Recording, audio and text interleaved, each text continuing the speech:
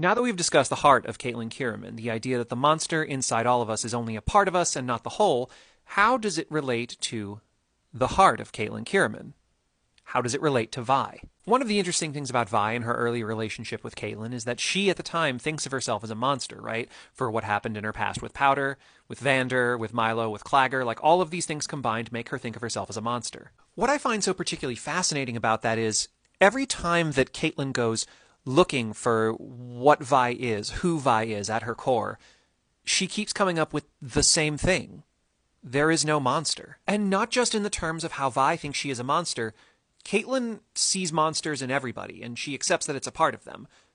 She cannot find the monster in Vi at all. Conversely, because of her life experience, Vi doesn't trust anybody, right? Particularly people from Piltover, particularly enforcers. And every time that they come into a situation in which she is certain she knows how Cait is going to behave, Cait proves her wrong, again and again and again. In no scene is this more clear than in the Firelight hideout in their conversation between the two of them and Echo, in which Caitlin is making the plea to have Echo let her take the gemstone back to the upper city, and you actually see like Vi had expected her to fight. Vi had expected her to deny, to fight, to assert authority, and you just see Vi realize that Caitlin's not only not doing that, but is begging for Echo's help, and her eyes widen, they soften. I think my favorite set of Tumblr tags I've ever seen about these two is that Vi can't believe that a person so good exists in a world so cruel, and Caitlin can't believe that the world was so cruel to a person so good. And this speaks to Vi because of her core belief, loving as much as you can, as hard as you can, even if it hurts.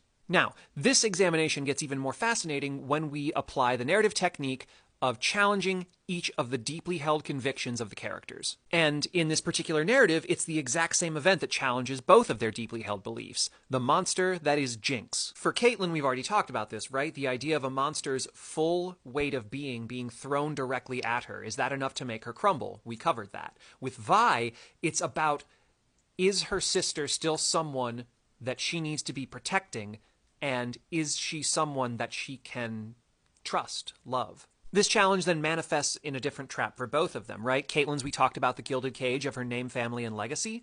With Vi, it's the trap of her fear of change. This is where the mantle of protector becomes a trap for Vi, right? Not only is she protecting her family, but she's protecting something that doesn't exist anymore. Vi is so terrified of change that she will grasp tightly onto anything to try and prevent it from budging. This creates the unfortunate scenario in which both of their worldviews are smashed head-to-head and the only thing they can do is repel each other, like magnets, something that you do see in the title screen for Season 2. In that moment, both Cait and Vi betray each other. And let's be clear, the description of them both betraying each other has nothing to do with the morality of either of their actions. That's irrespective. In that moment, they both take choices that betray the trust they invested in the other person. For Vi, it makes her worried that she was right all along, that people have this awful root inside of them, and she brings it out of them. She loses faith in herself, and she loses trust in Caitlin. Caitlin, meanwhile, is afraid that Vi has been trapped in the same cage of blood that she has been.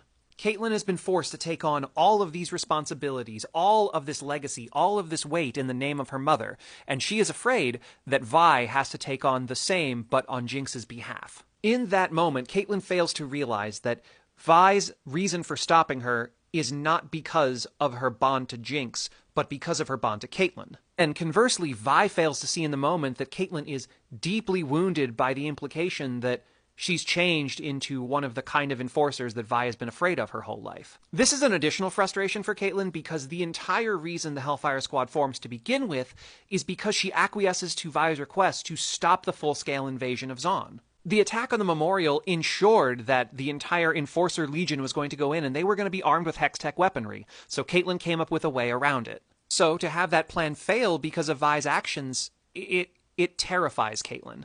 And then after they separate from each other, they flounder badly, right? Vi is spiraling because she thinks that she is the monster she has always known herself to be, right? Caitlin wraps herself in the trappings of name and rank and completely abandons her emotional self. In doing this, Vi is, of course, as I've said before, seeking to punish herself. Caitlin is seeking to cut herself off from all of her emotions because otherwise the pain will overwhelm her. But, it is in remembering the philosophy of the other that both of them find their ways back to their feet. In her time with Vander and Jinx, Vi finally understands what it is to see the monster as a part of the person and not the whole consuming thing.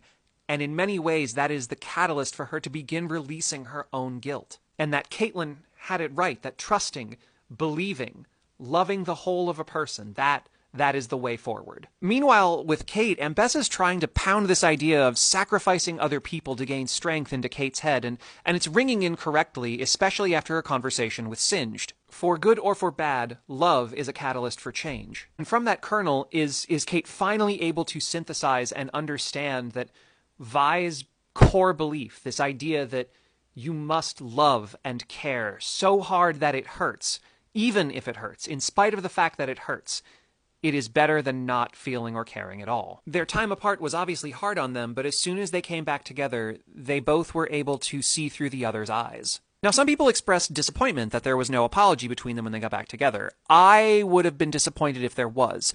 Caitlyn and Vi are women of action. They have always believed and behaved that actions speak louder than words. From very different points of view have they both been let down by words over the course of their life to the point where they don't exactly believe them in the same way. Vi admits that she has trouble trusting Cait, and with very good cause. Cait understands this. And so what does Cait do? She shows Vi that she trusts her judgment, both in terms of how she views Cait, but also in her own actions. Clearing the guards out from the cell was an action that demonstrated that she understood Vi just as well as anything else, and that she trusted Vi and her decision-making explicitly. An action that said, you were right, you are right, and wherever you stand, I stand with you. She did it without self-deprecation, and there was the risk that if, everything went the way Vi had wanted it to, she would never have seen Vi again. It wasn't done just to get back in her good graces. It was a direct show of trust. You want to talk about apologies? They don't get much better than that. Someone did that for me, yeah, I'd probably jump their bones in a dirty prison cell too. Shit.